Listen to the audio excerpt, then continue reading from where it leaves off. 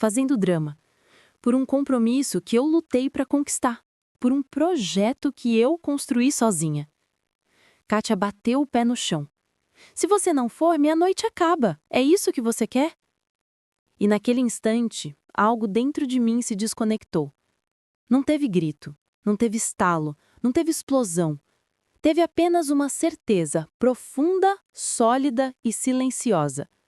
Eu não ia mais continuar vivendo assim. E foi aí que aconteceu. Eu olhei para todos eles, respirei fundo e disse sem elevar a voz, sem tremer, sem hesitar: não. A palavra ecoou pela sala como se tivesse sido um tapa. Eles se entreolharam, chocados, indignados, como se eu tivesse dito algo imperdoável. Dulce deu 2 passos à frente. Como é que é? Eu disse não. Kátia soltou uma risada incrédula. Você não pode dizer não, você nunca diz. Marcos apontou o dedo para mim. Leila, não começa com rebeldia, não é hora para isso. E foi aí que eu finalmente entendi. Naquela casa eu não era filha. Eu era funcionária não remunerada. Eu era solução, eu era plano B, eu era peça de reposição. Mas nunca fui prioridade, nunca fui reconhecida, nunca fui enxergada. Meu não foi o primeiro tijolo que caiu no castelo imaginário deles. Vocês vão ter que resolver isso sem mim, completei.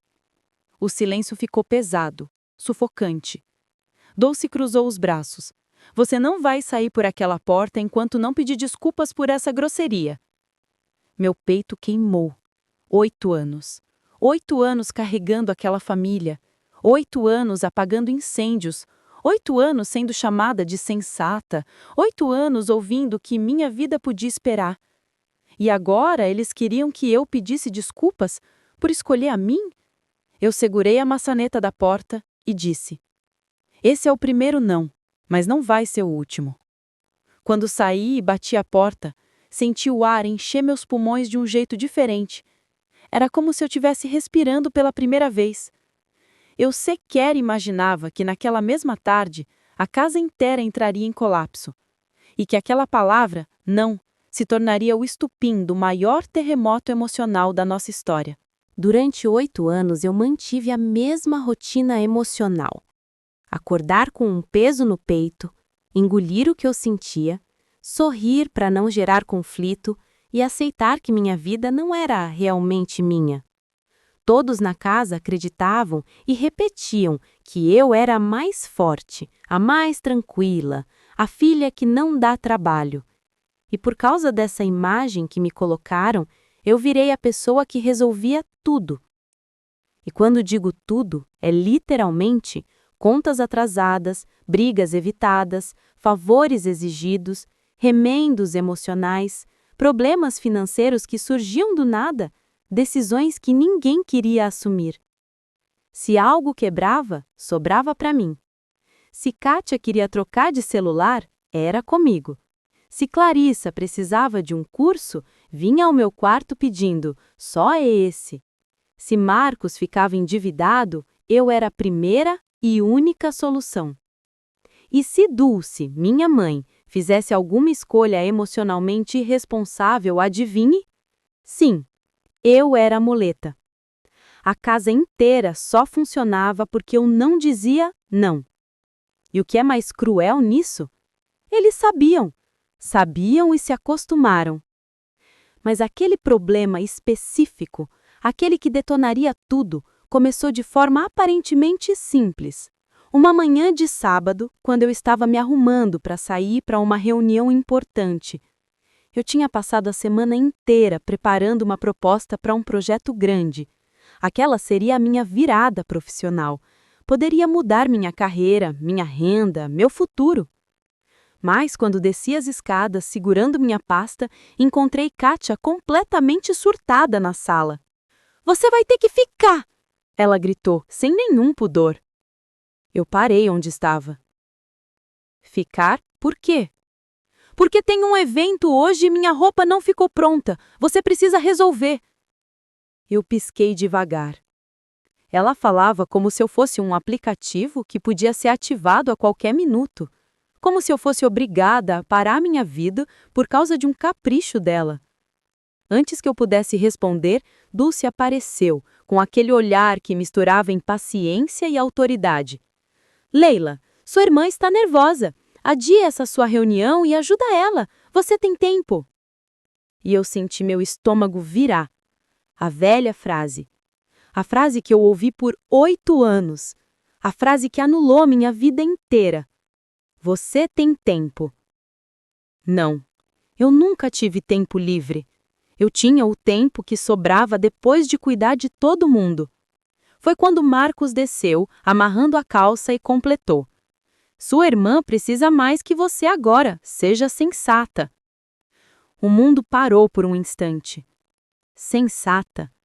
A palavra que usavam quando queriam dizer ceda. A palavra que virou prisão.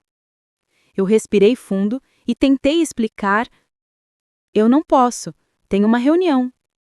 Dulce franziu o rosto como se eu tivesse insultado a família inteira. Uma reunião? Por favor, Leila. Você sempre faz drama por coisas pequenas. Quando saí pela porta naquela manhã, imaginava que haveria reclamações, talvez algumas mensagens passivo-agressivas, quem sabe até um silêncio vingativo vindo de Dulce. Mas eu não imaginava, nem remotamente, o tamanho da destruição emocional que meu simples não causaria naquela casa. Era como se minha ausência tivesse puxado o primeiro fio solto e toda a trama cuidadosamente escondida por anos tivesse começado a se desfazer. Eu estava no ponto de ônibus quando meu celular vibrou. Uma mensagem de Clarissa. Você deixou a mãe arrasada. Volta aqui agora! Eu respirei fundo, bloqueei a tela e subi no ônibus. Naquele momento, pela primeira vez em 8 anos, eu escolhi a mim. Enquanto isso, a casa que eu deixei para trás estava em pleno colapso. Dulce permaneceu imóvel por vários minutos depois que eu bati a porta. Parecia atordoada, desnorteada, ferida no orgulho. Ela não estava acostumada a ser contrariada, e muito menos por mim. Marcos se jogou no sofá, bufando como se eu tivesse cometido um crime.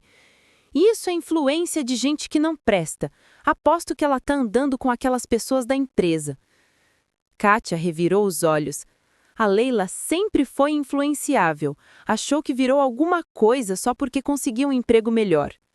E então, num gesto que demonstrava exatamente a arrogância silenciosa presente naquela casa, Dulce declarou: ela vai voltar, e quando voltar, vai pedir desculpas. A frase saiu gelada, certeira, cravada no velho controle que ela acreditava possuir. Mas o universo, naquele dia, tinha outros planos.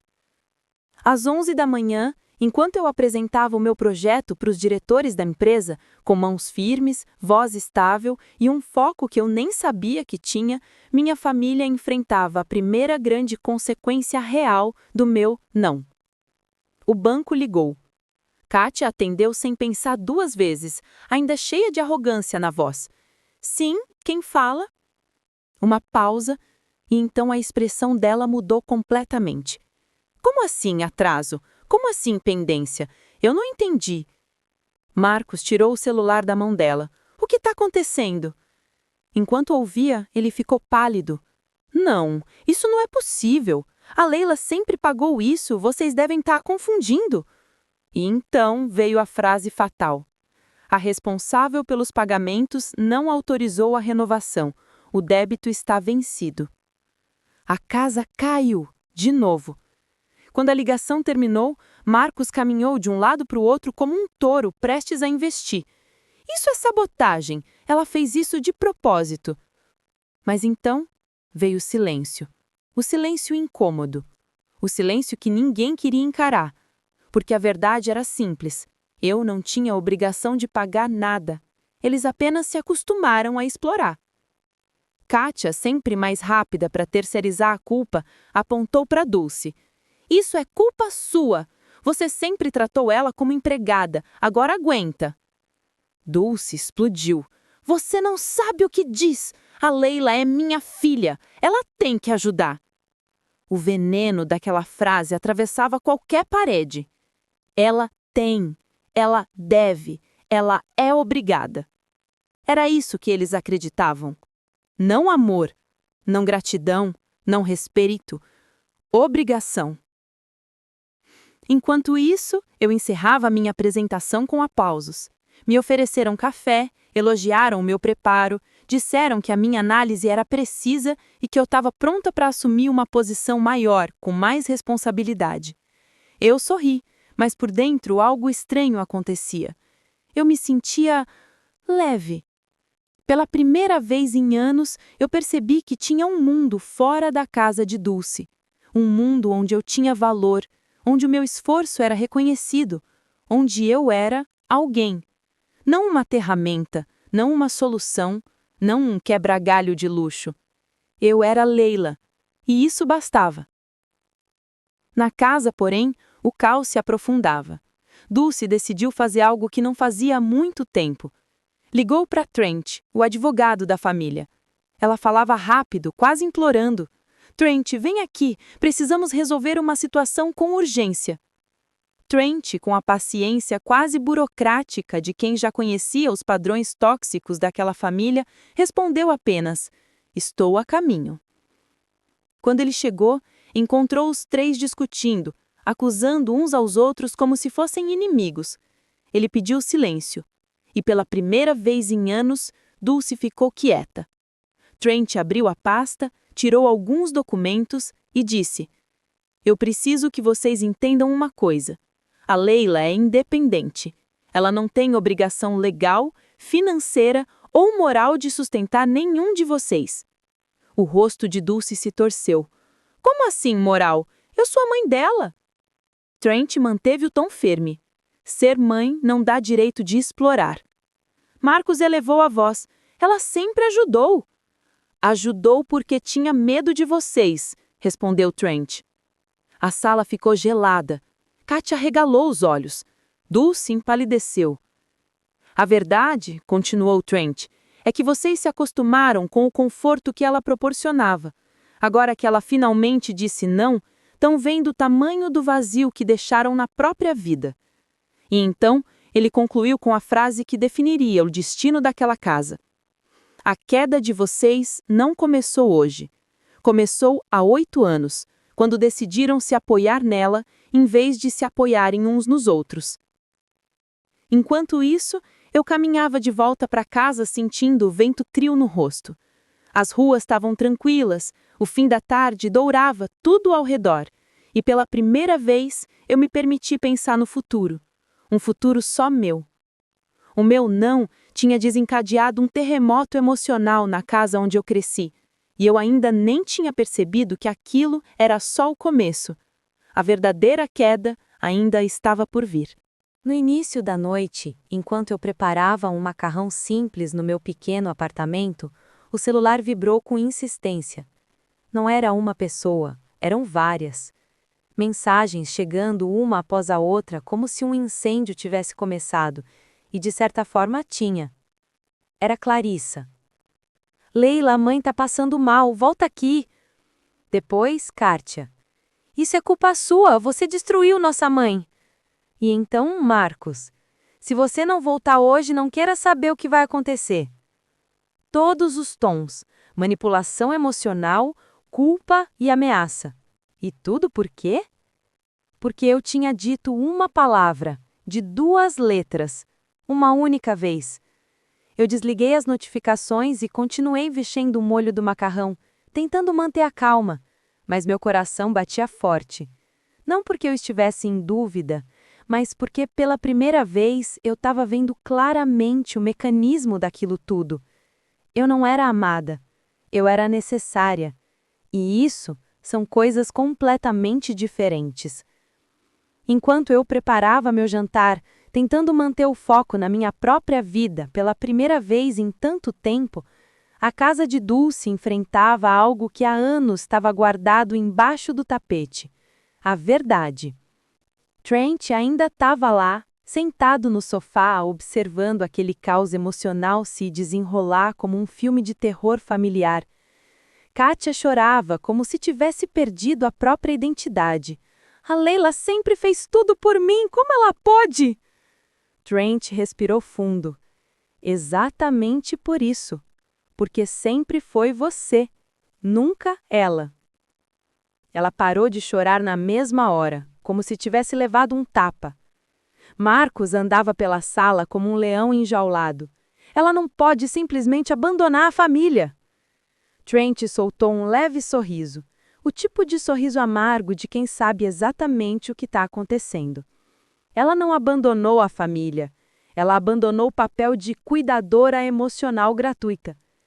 Dulce, sentada com as mãos trêmulas sobre as pernas, murmurou: "Vocês não entendem, ela sempre esteve comigo, sempre."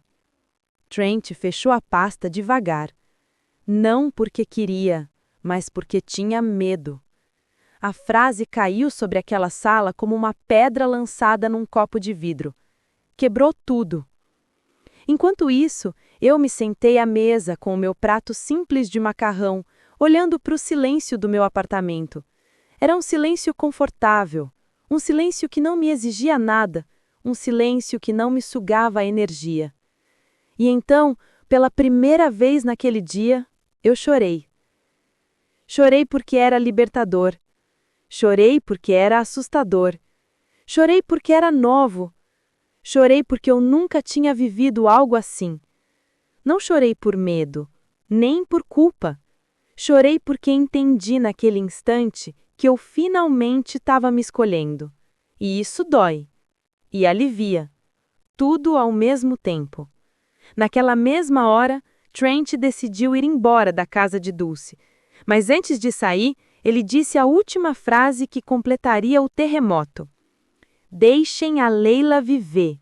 Se continuarem tentando forçar, vocês vão perdê-la de vez. Dulce levantou a cabeça lentamente. Eu já perdi. Mas não era verdade. Ela não tinha me perdido. Ela só não tinha o controle. E isso, para ela, era a mesma coisa. Quando Trent saiu, a discussão recomeçou. Kátia atacou Clarissa. Você devia estar apoiando a gente. A Leila sempre te ajudou mais. Clarissa rebateu. E você sempre usou ela como caixa eletrônico, Kátia. Marcos elevou a voz acima de todas. Se ela não voltar hoje, eu juro que eu vou pegar as coisas dela e jogar tudo fora. E Dulce? Dulce apenas fechou os olhos. Pela primeira vez em 8 anos, ela parecia cansada, exausta, como se a máscara tivesse caído. Ela murmurou algo que ninguém naquela sala esperava ouvir. Eu não preparei meus filhos para a vida sem a Leila. Silêncio absoluto. Clarissa sentou. Kátia parou de chorar. Marcos congelou. Dulce continuou. Eu me apoiei nela porque era mais fácil. Eu deixei ela carregar tudo. E agora ela cresceu. E então ela chorou. Não gritou, não se defendeu, não acusou. Ela chorou como quem finalmente enxerga a própria falha. Às 22 horas, quando o dia estava quase acabando, meu celular tocou novamente. Era um número desconhecido. Eu respirei fundo e atendi. Leila? A voz era suave, mas cansada. Dulce. Oi, mãe. Ela demorou alguns segundos para falar, como quem arrasta cada palavra com dificuldade. Eu queria que você voltasse para a gente conversar. Eu fechei os olhos, o coração acelerou, não por submissão, mas porque aquela era a primeira vez que ela falava comigo sem impor nada, a primeira vez que ela pedia e não exigia. Mas eu já sabia a resposta. Mãe, hoje não. Eu preciso de tempo. Ela ficou em silêncio. E então, antes de desligar, ela disse algo que eu jamais esquecerei. Filha, eu não sei viver sem você. E eu respondi, então vai ter que aprender.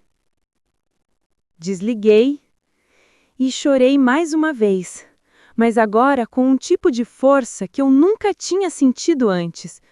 Porque naquele momento, tenho certeza disso, o mundo deles começou a desabar e o meu, finalmente, começou a nascer. Eu acordei no dia seguinte com uma leveza que estranhei. Meu corpo parecia menos pesado, como se finalmente tivesse entendido que eu não precisava mais carregar ninguém. A luz entrava pela janela do meu apartamento simples, iluminando a parede clara. Era uma visão comum, mas naquele dia parecia especial. Pela primeira vez em muitos anos, acordei sem o coração acelerado. Era a primeira manhã da nova vida que eu estava construindo.